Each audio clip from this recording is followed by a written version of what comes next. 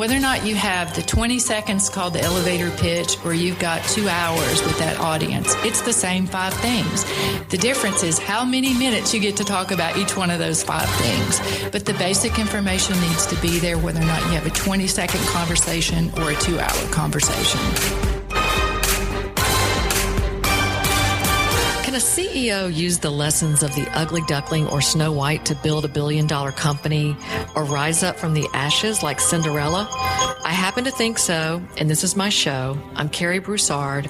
I'm host of Cinderella CEO on Air, and I'm delighted today to have Whitney J Martin here with me. She is a friend, she is a mentor, and she's also co-founder and co-chairwoman and managing director of Texas Women's Ventures Fund. Whitney, hello, welcome. It's great to have you on the show. Cary, it's great to be with you again. We've had the opportunity to be together over the past 20 years in so many fun, different ways, and this is an exciting opportunity to chat about one of my favorite subjects today. And we know what that is, besides money. We know Whitney is a great person to talk to about money because she knows how to invest money. She knows how to invest in great companies. She actually manages investment funds that are dedicated to investing in women-led and managed businesses in Texas and across the greater southwestern United States. I want Whitney to ask you a little bit more today about the details of how you do this. It amazes me. I've known you for a long time from NAWBO, National Association of Women Business Owners, from Wyndham. I also know that even Alan Greenspan, the Fed chair, appointed you 3 times to be part of the Federal Reserve Bank of Atlanta. And I want to know all about that as well. I've got a lot of questions, okay? Even though I've known you for so long, but let's start with something to get us kicked off with how you got started in finance. Just tell us about that. Well, that goes back at this point a long time ago. I started my career practicing law, and I was specializing in mergers and acquisition transactions, and bought companies and sold companies for my clients. So I didn't really start in the financial world and didn't, come out wanting to be in quote unquote high finance. But I ended up entering the world of finance because I saw the need to have money focused on the mission to invest in women-owned or women-led companies. And back in the early 90s, from a public policy standpoint, we were trying to find a solution to solve a problem. And that problem was that less than 1% of private equity capital was going into women-led businesses back then. And from a public policy standpoint, we said we really want to change that. What can we do? And I happen to be part of that solution and create the first fund focused on investing in women as early as the mid-90s.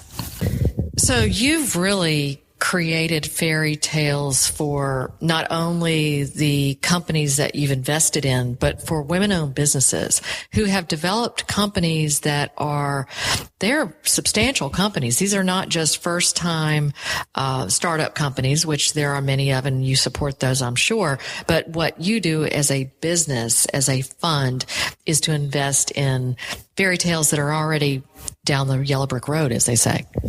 That's right. There are a lot of people who want to start companies, and that's very prominent right now, and a lot of media exposure and even TV shows about how to raise money when you've got a great idea or a business is just getting launched. But what we were seeing in the 90s were that there were women who had started companies and they had built those businesses up to multi-million dollars of revenues and tens, if not hundreds of employees. And what they were lacking was the ability to continue to grow those companies because they could not access what we call growth capital. And this is the money over and above what a traditional bank can loan to a business. This is the rocket fuel to help a business go from maybe 10 million of in revenue to 50 million, or from 50 million to 100 million, and from 100 million and up. And there were some women who were running large companies like that. Well, we call them large. I know Wall Street might call them very small, but in our world, these were large companies run by women. So we wanted to make sure they had the ability to continue to grow their companies. Whitney, that's so interesting. Women-owned businesses, are they better investments? Do you see that is that what got you into doing the Texas Women's Ventures Fund? Are they better at this? What's the story? Well, I wouldn't say that it was a matter, are they better from a financial return, or do they, have some magic sauce? What I did notice was that women were, especially the women that we were looking to invest in then and now, they really operated their companies with a different set of guiding principles than what we had seen just the general population. And that is that there's actually been a book written now by the name of Conscious Capitalism. And some of the famous companies that, promote those values are the Container Store and Whole Foods and businesses like that. But what I saw were that these women were operating their companies like this in the 90s. They were very conscientious, and they treated all of their stakeholders as being very important to them, not just the shareholder. And I found that a refreshing model, a way to run a company, because if we were going to invest in a business, why not invest in a business that treated their employees great, that had treated their vendors, their customers, but also they were leaders in the community, in the business community in which they served, but also from a civic standpoint. And it's really exciting to see these companies grow and then provide them the growth capital so they can continue to have that kind of positive influence within their own companies, within their trade associations, and within their communities at large. So conscious capitalism has been coined by John Mackey and Raj Sisodia.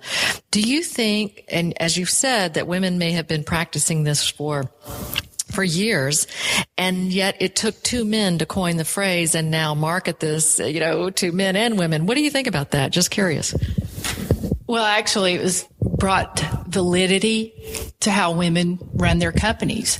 And I laughed about it because I said, yeah, it took the men to write the book and coin the phrase and explained in a way that I could not do for the past 20 years, because I had many potential investors look to me and say, well, what makes investing in women different?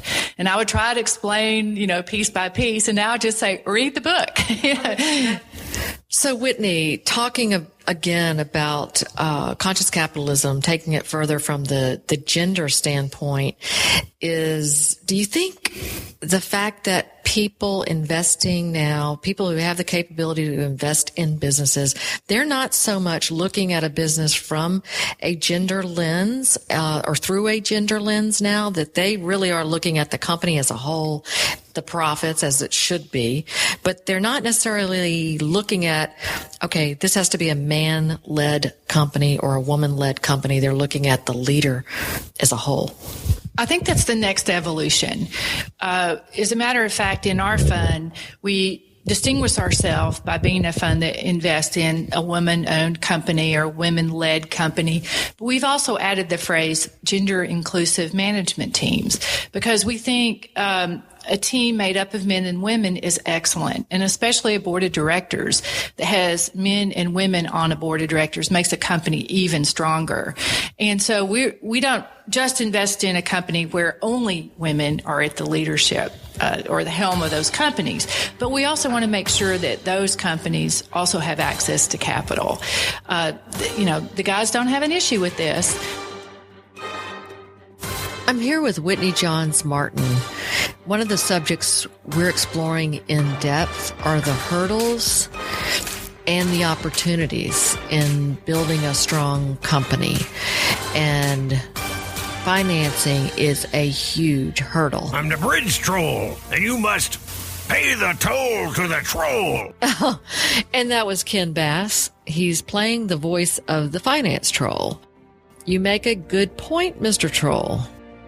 You do have to know what you're getting into when you're looking for financing or investors.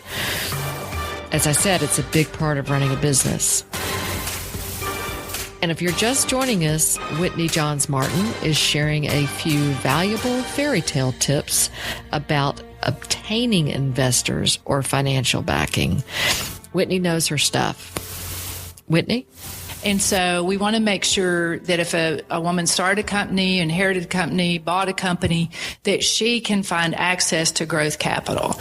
And so we don't want to give up on that mission, but we also want to make sure that if there's a female that's a part of a 2 or 3 or 4 person ownership management team, that we're also providing capital to that company too. So good to know that that is an evolution that has occurred. And as people look to your fund, people whose companies may be invested in already, or who you've invested in already or may in the future, are there things that company leaders can do in order to get themselves prepared to be at the $50 million level or the $10 million level? What are some of the tips you might give somebody listening who is growing their company, specifically from a woman's perspective, who's a CEO, woman-owned business? What advice would you give her? Well, first of all, I would caution them to be prepared to raise money. I think a lot of women think men just easily can raise money, and it's not so easy for anybody. And there's a real process to raising money, and I think women don't understand, A, there's a process, and B, there's a very tight network of people who are on the supply side of growth capital. So you want to be prepared or understand the process, learn about it, be prepared, and then find out more about those networks so that you have access to I call them the ears that will be interested in your deal. And if you do those things, you will more likely be successful when you raise money. If you don't do those things, you will very likely be unsuccessful, and you're going to think it's because of discrimination or there's not enough money for women. And that's unfortunate, because I really think the problem right now is that there's a disconnect between who has the money and who needs the money. So we need to solve the disconnect problem. It's not really a problem, in my opinion, of discrimination. It's really a problem of who has the money, who needs the money. And if you need the money, learn the process, get to know the networks, and make sure that you're getting in front of an audience that's going to be potentially interested in your company. And I could go on for hours and try to give some specific examples of how best to do this. We've tried to capture some ideas on our website at TexasWomenVentures.com, and we list on there the 5 things you need to be prepared to tell an investor, a potential investor, or if you're sitting in front of an audience of private equity investors. And whether or not you have the 20 seconds called the elevator pitch, or you've got 2 hours with that audience, it's the same 5 things. The difference is how many minutes you get to talk about each one of those 5 things. But the basic information needs to be there, whether or not you have a 20-second conversation or a 2-hour conversation. So you're basically telling us how to swim with the swans, in my opinion. They're in fairy tale folklore. Some of us say dolphins. Dolphins, which you probably have actually swam with the dolphins. So that's Whitney is one of the most athletic, smartest people I know. I like to think it's because she's from Tennessee, and so am I. And Texas is a great state, but Tennessee really comes out with some great people as well. So a fellow Tennessean, Whitney, I love that. And you can swim with the dolphins anytime, but definitely you swim with the swans. And you put together investors, and let's call them swans, right? Or they're fairy god mentors or fairy godfathers, fairy godmothers. Where do you find these people? How do you uncover, you gave us advice. We'll go to your website and learn a little bit more about listening and where the ears are. But where are these people, and what are they looking for when they invest in these women-owned companies? Well, what we do is we create the ability for an individual investor to combine their or match their value system to their investing dollars. And we created a fund that allows that investor just to invest in the fund. And then the management team does the heavy lifting, so to speak, of finding the deals, making the investments, monitoring and advising those investments, earning a profit on those, and then returning that money to the investors. So for us, what it does is we make it easier for that investor to do good through their investing dollars. And also what's fun for our investors is it's a like-minded group. So when we get together at our receptions or our investor lunches or annual meeting, our investors really enjoy being with each other because they have a common goal. One, to provide capital to this market that needs it. Two, to make sure that these businesses that operate with these management styles continue to grow and thrive.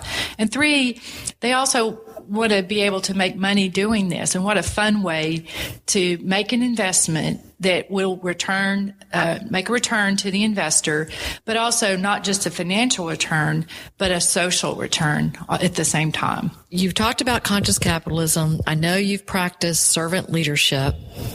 And before a lot of people I knew even knew about it, you've practiced servant leadership. What keeps you up at night as a servant leader, a conscious capitalist? I know you have dreams to go forth for Texas Women's Ventures Fund, but is there something specific that we could help you with that could help you in your journey? Well, this has been a 20-year journey. From the time that we decided that we need a fund focused on investing in women until today. And I can tell you that gender lens, the notion of gender lens investing is more mainstream now. People talk about it. There's a lot more individuals interested in it. There's family offices who now will say, I have a gender lens initiative. So that's a really exciting development. But it's still a long way. There's still a long way to go down this brick road. And so we need more people to get involved, both from the investor standpoint, but also people who work in the industry. We need to see more women in the industry who are in the private equity side, who are making those decisions on investment committees as to who to invest in and why, because that is really where the rubber meets the road in the private equity community. And what keeps me up at night is that I want every one of our investments to be successful every day. And it just doesn't work out that way. Investing is a difficult business, and there's always ups and downs at your portfolio companies or with your management team. And so what keeps me up at night is just going, what can I do? What can my team do? What can we do at Texas Women Ventures to help this company succeed and thrive?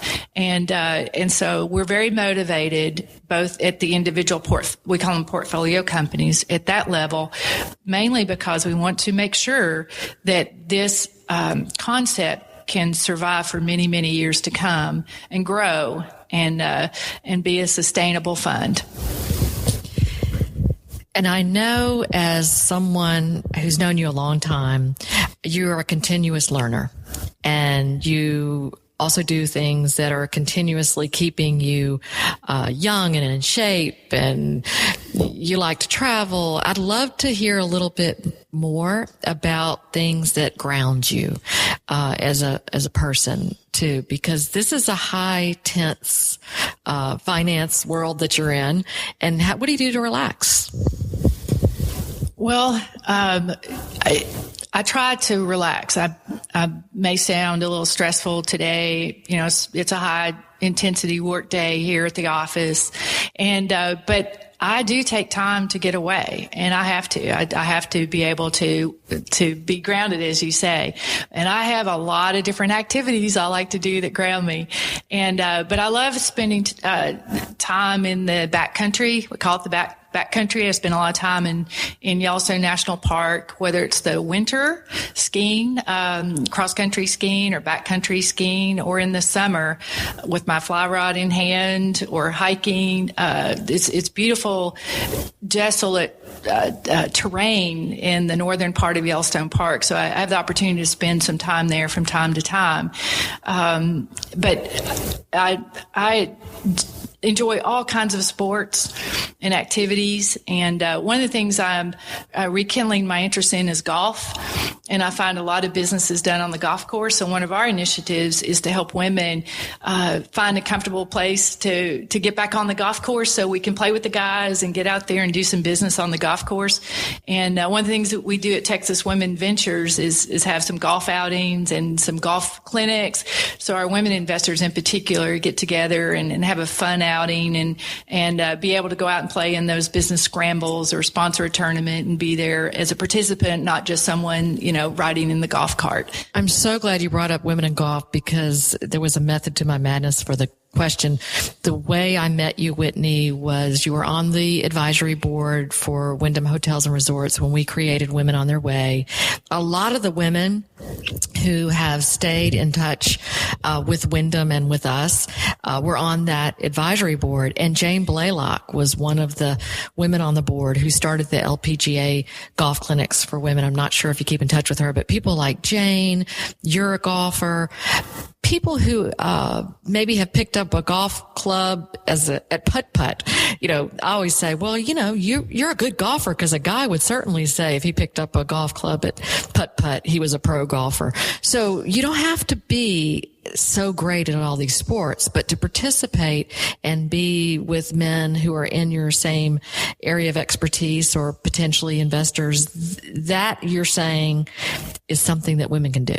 Yes, we often have the desire to be perfect in whether or excel, whether or not it's in business or work or as a family member and as a golfer. And golf is one of those sports that you cannot be perfect. Even just ask some of the pros out there who struggle from week to week. So the main thing is to know how to go out and have a good time and know etiquette. And women, we're pretty good at etiquette once we know those rules. So part of our process as women is to learn how to go out and have a good time, knowing that it's okay not to be perfect.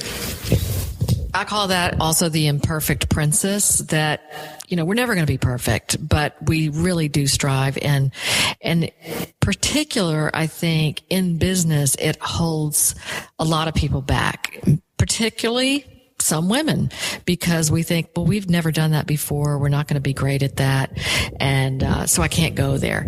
If you're looking at women, different ages, women in their 20s, 30s, 40s, 50s, 60s, across the board, do you think that there is an opportunity to try different things, not necessarily be perfect, but if they do try these things, it can get them that much further ahead? Well, Cary, I hadn't thought about this answer ahead of you asking me the question, but I believe what holds some business people back is this desire to be perfect, because they're believing that too strongly. They're not willing to delegate tasks to a strong management team. And if they're not willing to delegate, they oftentimes will not build a strong team around them.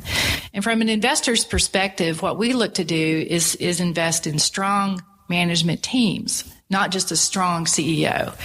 And if that CEO has the fear of, I can't delegate because I'm the only one that can do these particular roles within my company, then that company's not going to grow beyond a certain point. And that becomes a lifestyle business. And that's an okay choice to make. But the person needs to understand that what they're doing is making that choice, and they're limiting their ability to grow their company by not being able to bring in outside investors. And that comes full circle, because that's why we need to get out from behind our desk. We need to interact on the golf course, go out and have some fun. Don't just think you're going to have to get it all done behind your desk.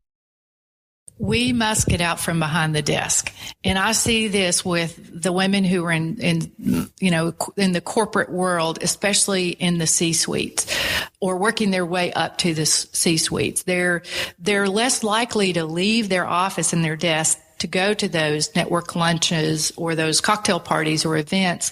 And trust me, the men are at all those places and they're networking like crazy. So women need to get out from behind the desk, as you say, and expose themselves to a bigger network, more opportunities, and business relationships that they may need one day when they have to walk away from that desk. Yesterday, I was interviewing Elizabeth McNabb, and she is really an analytic type mind and person, and her background is in finance and digital. But she said what she majored in the beginning of her career, what she focused on in the beginning of her career was sales and marketing was her major. So if you could give a couple of tips to people getting out from behind their desk and they're going to these events, are there books you've read, or are there websites that you go to, or are there just one or two questions that maybe are conversation openers that somebody who might be an introvert but who's really, really smart and needs to run a great company and employ a bunch of people, how do they get out of that shell? What's something that might spark somebody to do that? Well, if you're not comfortable going to a network event, I have a couple of suggestions for that individual. And it doesn't involve reading a book.